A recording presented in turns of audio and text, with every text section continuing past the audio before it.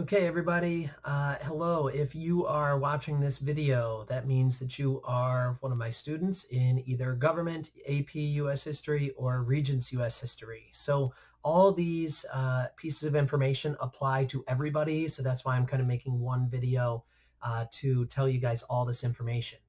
This is information regarding the end of marking period 5 and how grading is going to go for that in my class.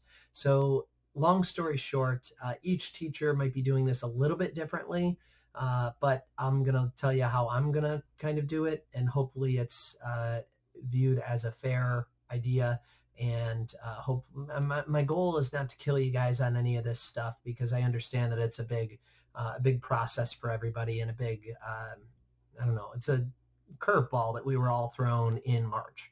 So we've all got to kind of deal with it. So as you guys are being forgiving of me and other teachers, my goal is to be forgiving of you as well. So kind of long story short here, okay? As of next week, which today's Monday, the 27th, so as of Friday, the marking period ends. So on the 1st, the marking period ends. So with that being said, marking period ends on the 1st. So technically all the grades should be in by then, or at least all the assignments should be in by then to me. In order to give you guys a little bit of extra time, I will say that I will take work at least by, or I guess I'll take work up until Sunday night, next Sunday night. So that would be the 3rd of May. So get work to me by Sunday night. At that point, I'm going to have to put in grades for the marking period, because I have to get grades in, and then the report cards have to come out. So that will be kind of happening. Now, kind of how this is going to go, okay? If you have, according to all the work that we've submitted and according to all the grades that I've got in for those things, if you have earned a grade of over a 65, I'm going to put that grade in as your marking period grade. If it's a 65 or over as the average plays out, I'm going to put that in as a 65 or over, whatever that grade is. If the grade is under a 65, I'm going to mark it as an incomplete. Okay, if you're not at the passing level, I'm going to put your grade in as an incomplete, and then when it comes out in the report card, it's going to say you have an incomplete in U.S. history or in government, meaning you didn't give me enough stuff to calculate a grade for you. Okay, I believe every teacher is going to be kind of doing this, and this should be some information that is coming out today, I believe, for you guys. So this information should be out there for you, but at the high school, we're pretty much operating under that. If you haven't turned in enough stuff to kind of have us be able to grade you, it's going to be set as an incomplete. In that event that you may or may not get an incomplete, at least for me, okay, this is just my side of things, okay? I'm giving you an incomplete if you have not earned a 65, if you're not passing yet. At that point, once the marking period's over and all that stuff is kind of turned in, you can still turn in work, okay? The incomplete is meant to be kind of a kick in the pants and say, oh, hey, I guess I should probably do some work because I can't actually get a grade yet. So we are still working on a deadline in which in which new assignments should be turned in. It will be in the middle of May at some point. So for example, if you are some person who has done, let's say 25% of the work, and you've got a 25 right now, sitting as your average, or 30, and you see an incomplete on your report card, you can turn in assignments that you may have missed, and then turn them into me within that window, and I will grade them, and I will update your grade in School Tools. So then you will hopefully bump up to passing.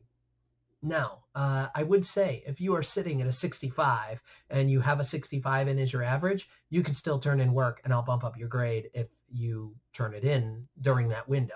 So there's going to be kind of a grace period of turning in stuff. And again, we're still working on the details on that time period, that time frame, when that information is going to be presented.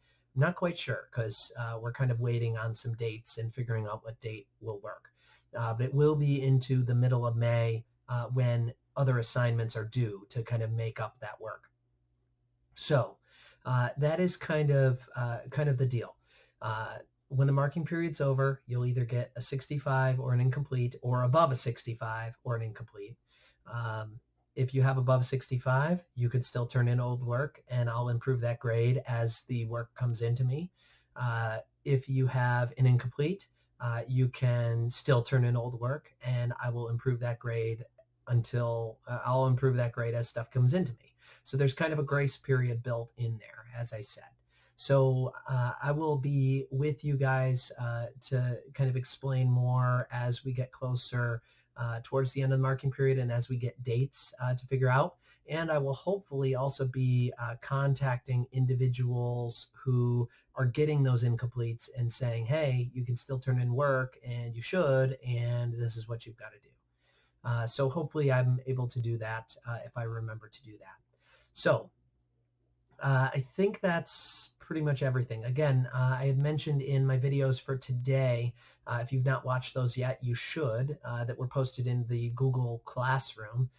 In my videos for today, I mentioned that all the work up to today, or up to last Friday, the 24th of April, is going on marking period 5, and the work that is turned in today and onwards is going on marking period 6. So that's something, if you know that you've been slacking on a few things, turn in some of them. Okay, get them to a point where I can give you a passing grade on this stuff. Okay, my goal is to not hang anybody on this, and I don't want to beat you guys up over this, because again, I know that you guys all have stuff that's going on, and it's a tough time, and people are picking up jobs and all that sort of thing, and I get that. But again, I would say, you know, just make sure that you're putting an emphasis on this stuff, because you need to finish strongly, get your education out of the way. So if you are working a lot of hours, just make sure you're putting in extra time after work, if you can, as much time as you can. And if you've got an issue with that, let me know. I'm understanding. So that is kind of the deal. So I think that's all I've got. Let me know if any of this is confusing. Shoot me an email or reply to this email, and I will clarify anything that needs to be clarified. But again, I will come back with some extra dates when those dates get made aware to me. But at this point, you just need to be worrying about improving your grade as much as possible. If you've done everything you can do at this point, if you've turned in everything, great. You're basically as good as you can be. If you have not turned in everything, then there's room for improvement right there. So I think that's all I've got. So I will let you go there, and I will see you guys again tomorrow when I post another video. So see you then. Take care.